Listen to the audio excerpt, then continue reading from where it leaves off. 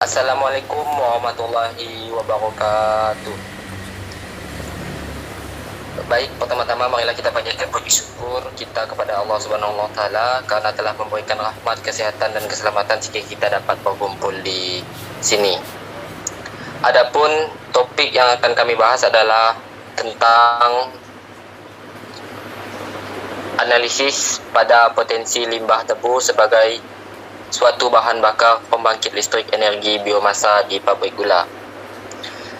Perkenalkan, nama saya Apipul Mamulia yang bertugas sebagai moderator pada hari ini. Saya akan membimbing jalannya diskusi ini.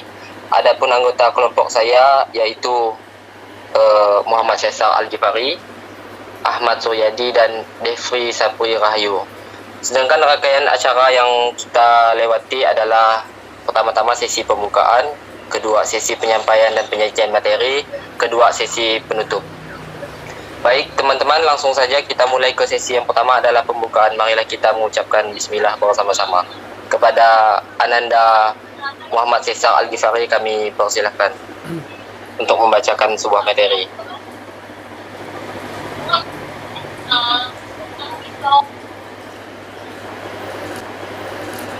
Baik, Assalamualaikum warahmatullahi wabarakatuh.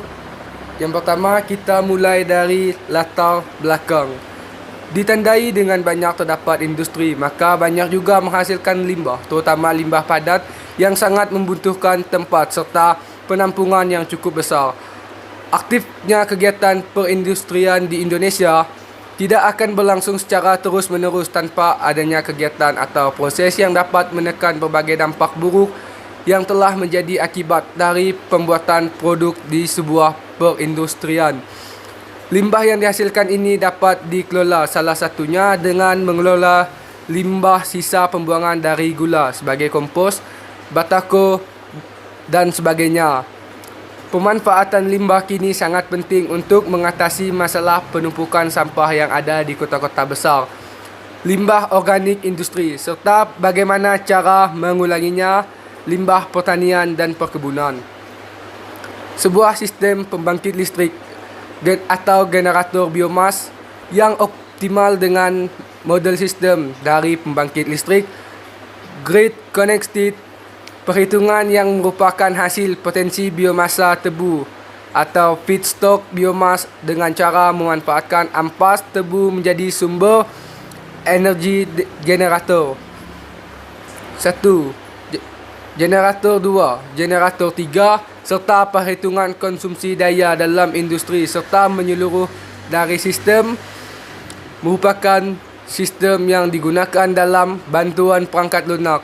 Dalam hal ini menggunakan Homer versi 2.68. Bagian kedua, rumusan masalah.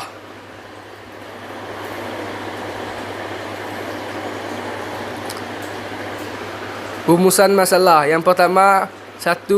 Potensi pada ampas tebu dalam sistem penyediaan energi listrik. Kedua, analisis penerapan ampas tebu yang ada di pabrik gula. Bagian ketiga, batasan masalah. 1. Pengambilan data hanya yang dilakukan pabrik gula Madukismo, Yogyakarta.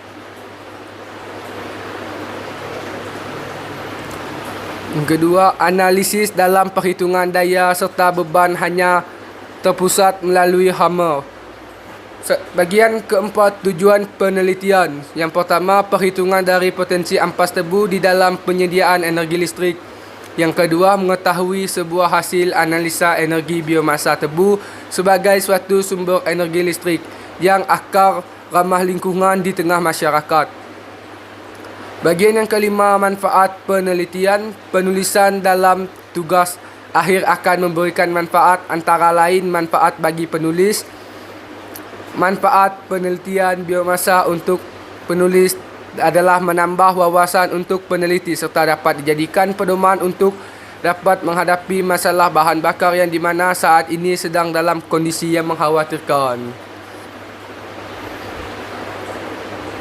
Manfaat bagi universitas. Penulisan tugas akhir ini akan menjadi referensi akademis serta keinsinyuran dalam hal pengembangan jurusan Teknik Elektro Universitas Muhammadiyah Yogyakarta di masa yang selanjutnya. Manfaat bagi masyarakat dan industri dapat dijadikan sebagai penyedia energi listrik terbaru dengan kondisi ramah lingkungan. Baik, selanjutnya akan dijelaskan oleh teman saya iaitu Depri. Baik, saya akan menjelaskan materi yang selanjutnya tentang bab 2, tinjauan pustaka. Dasar teori yang berisi dari pemikiran serta teori-teori yang telah melandasi dilakukannya sebuah penelitian. Bab 3, metode penelitian. Menggunakan metode penelitian yang pertama, studi pustaka atau disebut dengan studi research. Studi yang dilakukan dengan cara melihat kemudian mencari literatur yang ada dan dapat digunakan.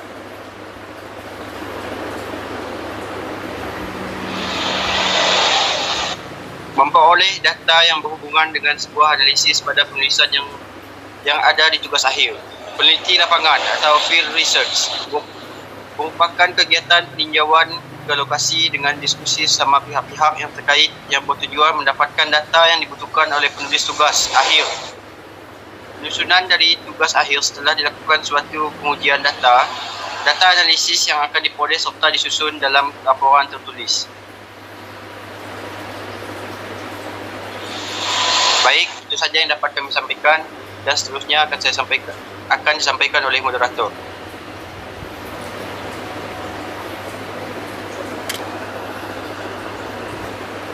Kepada moderator, dipersilahkan. Okey, baik. Terima kasih kepada Defri dan Muhammad Cesar. Demikianlah tadi presentasi kelompok kami. Saya sebagai moderator mohon maaf atas kekurangan dan terima kasih untuk perhatiannya. Wassalamualaikum warahmatullahi wabarakatuh. Waalaikumsalam warahmatullahi wabarakatuh.